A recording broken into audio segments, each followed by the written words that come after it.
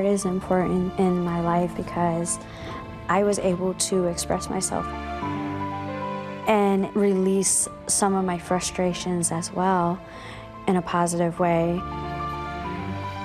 All I thought about was my son and how was he doing, if I was ever gonna see him again. That's the only thing that was going through my head. August 23rd, 2002. Tell me about that day. Oh my. It was a really hot day. She is going to court because she's fighting desperately to get her little boy, Joey, back. I was so super excited to get to the appointment, and then I couldn't find the place. I was trying so desperately to get a hold of him. I tried to call him on a payphone, it didn't work. So I felt like there was no way I was gonna make it. She was pretty desperate, so she walked over to a Family Dollar store to ask the clerk where this address was.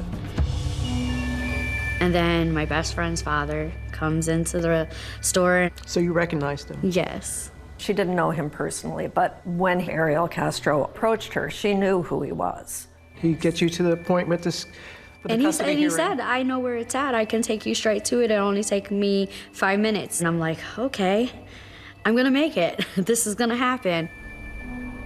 So I got into his car. We started driving down the road. We started talking about how his daughter was at home, and I was like, it would be super nice to see her.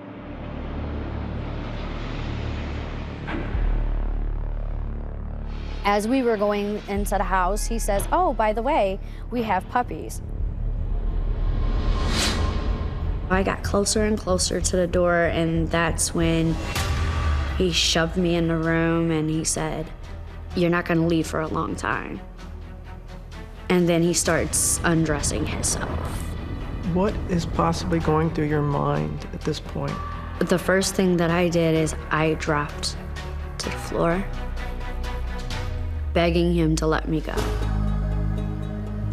Begging him, saying, I need to get to my son. This can't happen. At that moment, you knew this was something.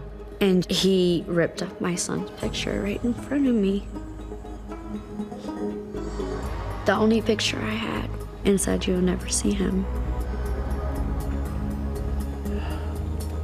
And that hurt it so bad. The knife felt like it was going deeper and deeper into my chest. He claps his hand over her mouth and tells her, don't scream or I'll kill you. And then he proceeds to tie her up. Then he masturbates in front of her. Couldn't move, couldn't do anything. The extension cord was wrapped around my legs, then wrapped around my arms, and then wrapped around my neck. And then to muffle my sound and my scream, he had shoved a sock into my mouth. You go from upstairs to the basement. How long were you there in the basement? I couldn't tell what time of day it was because I was hooked to a pole in the middle of the floor with a motorcycle helmet on my head, so I couldn't move. He does bring her food occasionally, and he routinely rapes her in the basement 3-4 times a day. He would often leave a radio on really, really loud, so that even if she started screaming, I couldn't hear it anyway because there was music playing.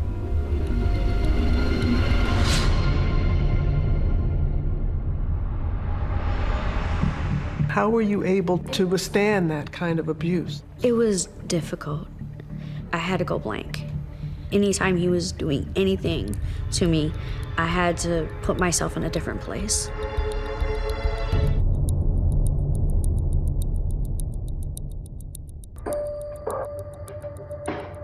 Ariel Castro, once again, he's prowling around looking for young women. How bold is that? How did that day begin? Well, my mom had came to the door, and she came to give me a kiss and just tell me have a good day. And I got up, got ready for work. Amanda Berry. It was the eve of her 17th birthday. She was at work at Burger King. I almost called off of work that day because the next day was my birthday. You know, what if I would have called off that day? What kind of teenager were you then? I was pretty much a homebody. I stayed home a lot, did my schoolwork. What did you want to be when you grew up? I was into fashion. The shoes had to match the shirt, and the shoelaces had to match the outfit, you know? Amanda had been walking home from Burger King.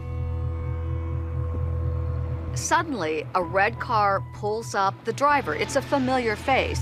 And he asked, "Do you need a ride home?" I said, "Yes."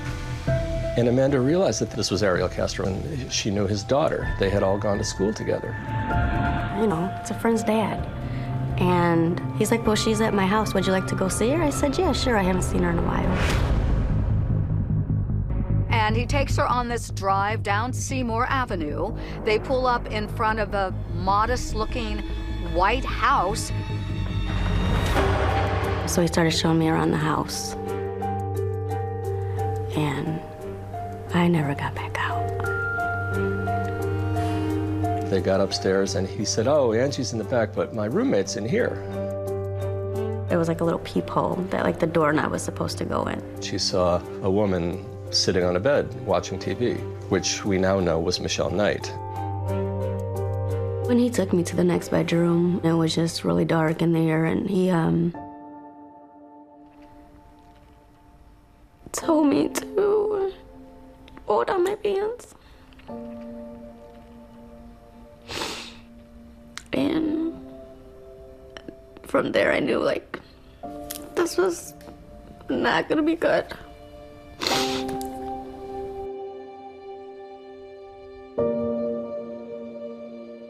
When he took me to the basement, he taped my wrists and he taped my ankles.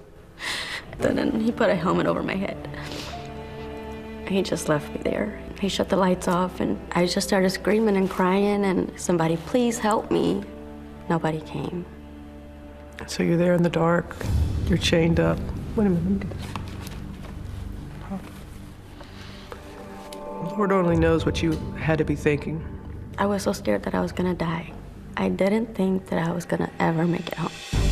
We called and called. It's not like her. She always answered her phone or called right back. So, of course, we knew something was wrong. So we immediately called the police. Missing person cases are probably the most difficult cases that we work. And the reason is because it really is the needle on a haystack. You're looking for that piece of evidence. Some unusual person walking down the street, an unusual vehicle. It's just hard to imagine who would do this. I wish somebody would come forward, because somebody out there knows something. And it's just getting too hard.